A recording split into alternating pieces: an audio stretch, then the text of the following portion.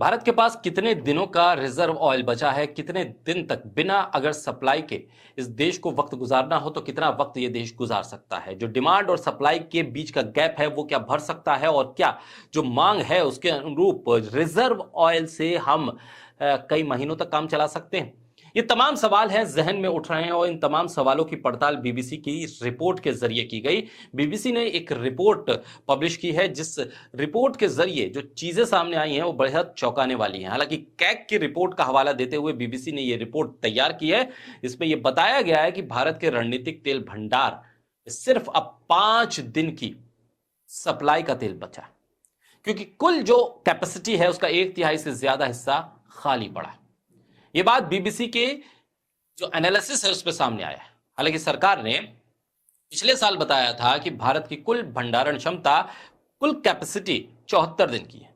Control और audit general CAG CAG उसने 2025 पे जारी ऑडिट रिपोर्ट जो जारी की थी उसके मुताबिक बीबीसी ने जो पड़ताल की है उस पर पता चलता है कि इस कैपेसिटी का जो भंडारण है, स्टोरेज की सुविधा का जो सालों से इस्तेमाल ही नहीं हो पाया, स्टोरेज हमने की ही नहीं है। ये कैग की रिपोर्ट के हवाले से बीबीसी ने बताया। ईंधन की कमी की आशंका ने कई भारतीय शहरों में घबराहट में खरीदारी को बढ़ावा दे दिया, जबकि केंद्र सरकार का कहना है कि पेट्रोल और डीजल का पर्याप्त स्टॉक मौजूद है। राज्यसभा में संबोधित करते हुए प्रधानमंत्री नरेंद्र मोदी ने भरोसा दिया था कि भारत के पास कच्चे तेल का पर्याप्त भंडारण है। उन्होंने कहा था कि भारत ने कच्चे तेल के आयात को विविध बनाया है और संकट से निपटने के लिए भंडारण को प्राथमिकता दी है, यानी स्टोरेज हमारे पास है। लेकिन कैग की रिपोर्ट कुछ और कह रही है। हालांकि इसी हफ्ते पेट्रोलियम और प्राकृतिक गैस राज्य मंत्री सुरेश गोपी ने राज्यसभा में बताया कि भारत के कच्चा तेल का भंडारण कुल क्षमता का लगभग 64% है, यानी कि 100% कैपेसिटी की भंडारण हमारे पास नहीं है। मतलब हम उसे भंडार स्टोर कर नहीं पाए। राज्यसभा में दिए गए जवाब के मुताबिक भारत के पास आंध्र प्रदेश में और कर्नाटक में 3 जगहों पर 5.33 मिलियन मीट्रिक टन एमएमटी कच्चे तेल को रणनीतिक भंडार में रखने की क्षमता है। इसमें से सिर्फ 3.372 एमएमटी अभी भरा गया है, यानी क्षमता का 1/3 से भी ज्यादा हिस्सा हमारे पास खाली है और तेल आ नहीं रहा है।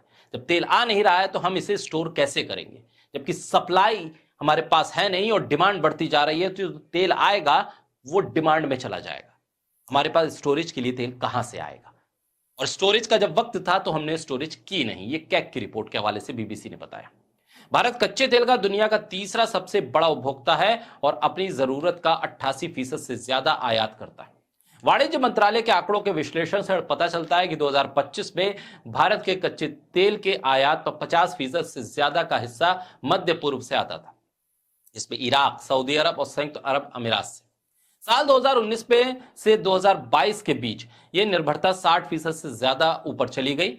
ये भारी निर्भरता को देखते हुए इस इलाके में किसी भी तरह की रुकावट आपूर्ति को प्रभावित ये कर सकती है। इस मामले में पवन खेड़ा ने लिखा, क्योंकि जो 2 खबरें आई हैं वो 2 खबरें बड़ी अहम हैं और ये खबरें ये बताती हैं कि एक तरफ तो रिजर्व हमारे पास 5 दिन का बचा है बीबीसी की रिपोर्ट के मुताबिक, दूसरी तरफ रूस से जो हमारे पास तेल आ रहा था, रूस ने 1 अप्रैल से तेल की सप्लाई रोक दी। अब 3 दिन में हमारे पास कितनी सप्लाई आ जाएगी और कितना हम रिजर्व कर लेंगे, ये बड़ा सवाल है। और जो सप्लाई और डिमांड के बीच का गैप है वो कैसे भरेगा। पवन खेड़ा ने लिखा कि हमें तो अपनों ने लूटा, गैरों में क्या दम था, हमारी कश्ती वहां डूबी जहां तेल कम था। एक तरफ भारत के पास सिर्फ 5 दिन का रणनीतिक तेल भंडार है, बीबीसी की रिपोर्ट के हवाले से वो कोट करते हुए उसका स्क्रीनशॉट लगाते हैं। दूसरी तरफ वो लिखते हैं कि रूस भी तेल बेचना बंद करने की दहलीज पर है।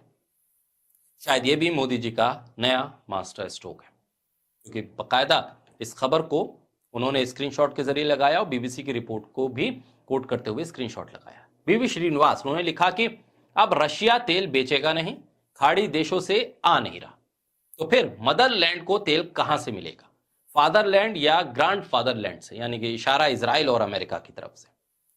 अब सवाल यही है, सप्लाई है नहीं, स्टोरेज हमारे पास फुल कैपेसिटी में है नहीं। कैग की रिपोर्ट के हवाले से बीबीसी कह रहा है कि सिर्फ 5 दिन का स्टोरेज हमारे पास है। सप्लाई है नहीं, स्टोरेज 5 दिन का है, तो फिर हम डिमांड कहां से पूरी करें। रूस से आने वाला तेल 1 अप्रैल से बंद हो जाएगा। अमेरिका हमें तेल दे नहीं रहा अभी, उसने कहा कि ईरान से ले लो, और ईरान से आने वाला तेल हमारे तक पहुंचने में कितना वक्त लगेगा और क्या वो उस मात्रा में हम तक आ पाएगा जहां से हम वो तेल ले पाए, क्योंकि रूस से लाइसेंस मिल गया था तेल लेने का अमेरिका के जरिए, लेकिन वो लाइसेंस अब रिन्यू नहीं करना चाहता रूस। वो कह रहा है कि 1 अप्रैल से हम सभी के लिए तेल बंद करेंगे। जाहिर सी बात है, जंग का माहौल है तो रूस भी अपने पास स्टोरेज रखेगा, लेकिन हम स्टोरेज नहीं रख रहे हैं। हम भरोसा कर रहे हैं अपने नेता के बयान पर, जो संसद में दे दिया गया कि कोरोना जैसे हालात बनेंगे, उसके बाद भगदड़ देखिए कैसे मची।